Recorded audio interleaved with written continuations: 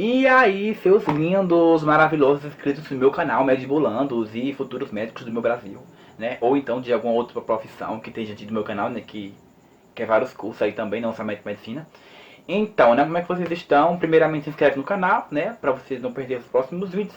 Dá uma curtida, né, pra ajudar o coleguinha aqui a aumentar o alcance, né, do público, para que mais pessoas consigam conhecer o canal. E se puder também seja membro, né, para ajudar aqui, ó, parceria. E, gente, nesse vídeo aqui eu vim dar continuidade àquela sequência de vídeos que eu tava gravando sobre cada área do conhecimento, né, sobre redação, matemática, linguagens de naturezas e tal. Nesse vídeo eu vou focar em que? Em linguagens. A peste da linguagens.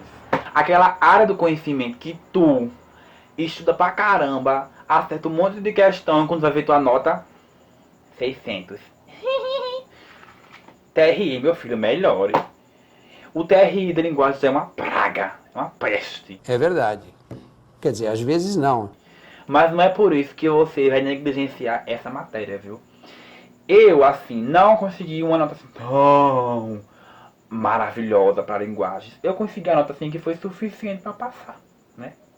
Então eu vou passar aqui meus bizu, porque, querendo ou não, eu consegui evoluir bastante nesse período que eu passei estudando pro Enem. Que no caso era manter a minha média ali de 30 acertos para cima. Mas então, vamos lá, né? Primeiramente eu vou começar com literatura. Cai no Enem, cai. Mas ultimamente tá caindo pouco.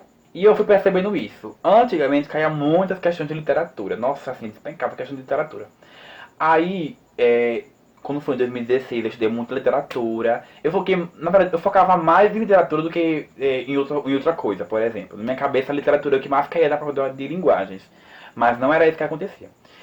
Aí, quando foi no outro ano também, foquei muito em literatura. Quando foi no Enem, cadê? Cadê meu machado, meu pai? Cadê meu machadão? Cadê meu boca do inferno? Cadê? Que não tem. Caia duas questões, três questões. No ano que eu passei, caíram, acho que foi 3 ou foi 2 questões lá de literatura. O pessoal ficou com ódio, porque a gente estuda todas as escolas literárias. Chega no Enem, cai tipo 2 questões. Meu filho, pelo amor de Deus, né? Daí, quando foi em 2018, né, no último ano que eu tava estudando pro Enem, eu decidi que tipo assim, não ia dar aquele foco maior em literatura, porque eu já tinha tipo passado 2 anos estudando todas as escolas literárias, eu sabia basicamente tudo das escolas literárias, mas não caía da maneira que eu esperava. E tipo assim, era melhor focar em alguma outra coisa. Daí, literatura foi mais aquela revisão básica nas escolas literárias, conheci alguns autores, li alguns poemas. O ideal para literatura é você, tipo assim, conseguir interagir com a matéria. Você, tipo assim, levar aquela matéria como uma coisa que lhe agrega de alguma forma. Porque literatura, querendo ou não, é poesia, é pensadores ali, gente assim, muito inteligente, né, mandando alguma mensagem. E algumas são bem interessantes. E eu até gostava um pouco de estudar literatura. Mas quando foi no último ano que eu estava estudando pro Enem, eu não dei aquele foco maior para literatura, né? Outro ponto é gramática na prova de linguagens. Então, como você sabe, gramática cai muito pouco na prova de linguagens. É tipo quase nunca, né? Cai gramática, assim, a gramática pura.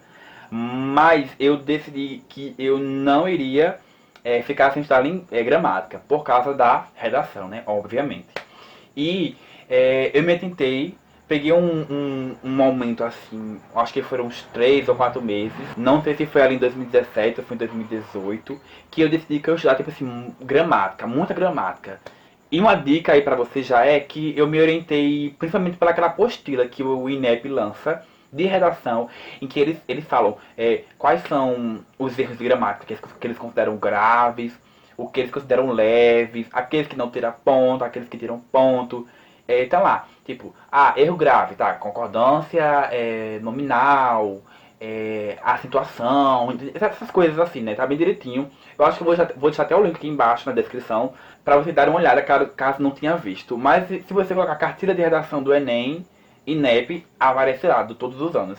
E é muito boa porque, tipo, tem todo ali o roteiro pra você conseguir fazer uma boa redação. Daí eu me baseei mais por isso, né? E assim, pra mim fez uma grande diferença. Porque querendo ou não, gramática é uma coisa importante pra redação, né? Competência 1 tá aí pra destruir vocês, né? Eu ainda consegui fechar a competência 1 algumas vezes, e fazer redação em casa, mas no Enem foi a única que eu não fechei. O resto tudo eu consegui fechar, porque assim, é muita regra gramatical, né? E não dá pra decorar tudo, né? Sim, mas agora indo pro que realmente cai na prova de linguagens, que é o quê? Interpretação de texto. Por incrível que pareça, a maioria do povo não sabe interpretar um texto. Não sabe. Eu não julgo porque eu também não sabia. É verdade. Eu acertava ali umas 20 e poucas questões de linguagens. Eu ficava, meu Deus, olha essa questão. Por que eu errei essa questão, meu Deus? Eu ficava entendendo assim, meu Deus, eu não sei interpretar um texto. Eu digo, menino, qual é o meu problema quando eu não consigo interpretar um texto? Cadê seus estudos?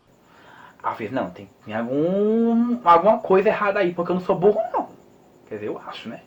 Eu não acho que eu não sou burro também não, né? Um momento que eu disse assim, não, eu preciso melhorar a interpretação de texto. O que é que eu vou fazer? Eu fiz o quê? Eu foquei em fazer questões do Enem. Muitas e muitas questões assim. Fazer questões avulsas, assim. Porque assim, tem muitas questões do Enem que você pega assim, que você não precisa ter nenhum conhecimento prévio. É só interpretação de texto. Mas você erra, por incrível que pareça. Daí, quando eu fui fazendo as questões do Enem, né? Fazendo várias questões e fui percebendo por que eu errava as questões, eu fiquei, meu Deus, agora é que eu estou entendendo por que eu errava essas questões de interpretação de texto. O primeiro tópico foi perceber alguns termos que sempre caíam no Enem, tipo assim, aquelas palavras que o Enem gosta de utilizar, como reiterar, denota, conota. Tipo assim, o texto infere que isso aqui é mal. Gente, peraí, eu não sei o que significa assim, na real, essas palavras. Primeira coisa é o que? Era ir no Papai Google, ou no dicionário, né, mas no Papai Google, para descobrir o significado real dessas palavras. E, gente, tem aquelas palavras, aqueles termos que o Enem adora, meu filho. E quando você faz muitas questões do Enem, você vai perceber que esses termos sempre se repetem. E que se você não souber o significado real daquela palavra, você erra a questão. E a partir disso, entendia o modelo de questão. Gente, o Enem, ele ama criar um modelo para abordar algum tema. Isso acontece muito em matemática. Não acontece tanto assim em linguagens, mas é comum você perceber também um modelo de questões na prova de linguagens. E, novamente, fazendo muitas questões que você percebe esse modelo. Basicamente assim, a forma como o Enem gosta de cobrar a questão e gosta de abordar essa questão.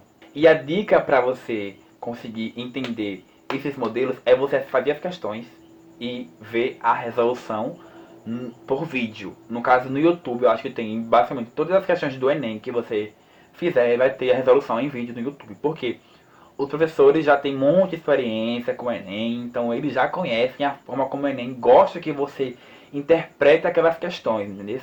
Aí, tipo assim, você, às vezes, meio que teoricamente acha que sabe a resposta, mas quando você vê a correção daquela questão, o professor assim parece que abre um mundo de possibilidades, tipo, e acaba que você aprende com as outras alternativas muita coisa. Mas assim, uma das coisas que me fazia errar bastante, sabe o que era? Era eu marcar aquela alternativa que estava correta. Não estava correta, mas eu não acertava. Porque era correta que não era certa. Ixi, que onda é essa, meu irmão? Tipo assim, o Enem, ele adora colocar duas alternativas que vão ali quebrar a sua cabeça. Uma tá correta, tipo assim, certa é o que o enunciado, para quem sabe o enunciado aqui é a pergunta principal, né? Vai ter sempre aquelas duas alternativas. Que uma está verdadeira, tipo assim, com o texto, se você unir ela com o texto, ela tipo assim, fica, meu Deus, ela é muito verdade. Mas ela não é o que o enunciado pediu, entende? Muitas vezes acontecia demais de eu marcar uma alternativa, tipo assim, ela era verdadeira, ela não estava errada, mas não era a resposta que o enunciado pedia. Por exemplo, tem uma figura, né? Uma figura, assim, a questão de figura, né? Que é teoricamente mais fácil. E o enunciado pede assim, qual a função social dessa gravura, né? Por exemplo. E tem aquela resposta assim, né? Que ela se encaixa perfeitamente com a imagem. Tipo como fosse assim, explicando a imagem.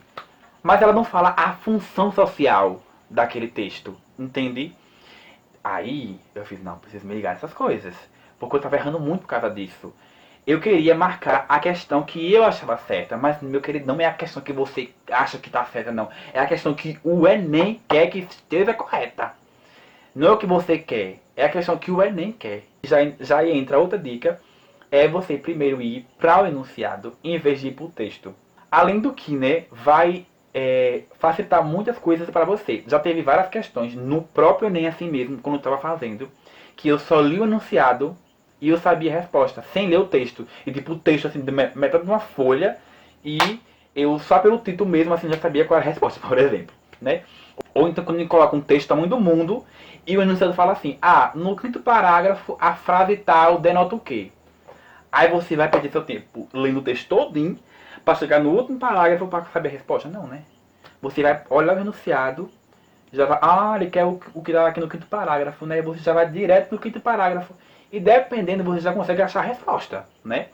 Comigo dava certo algumas vezes. Não era sempre, mas dava certo algumas vezes. Outra chave principal para linguagens, gente, não tem assim como não mandar essa dica para vocês. E a dica mais óbvia que tem, que é a leitura. Gente, olha, ler é essencial. Por incrível que pareça. Se vocês não têm hábito da leitura, como eu também não tinha o hábito da leitura, eu só me restringia a ler livros da escola, assim, umas coisas assim, meia besta. Não tinha aquele hábito de ler, tipo assim, um livro assim mesmo. Gente, quando você, assim, pega aquele hábito da leitura, nossa, faz toda a diferença.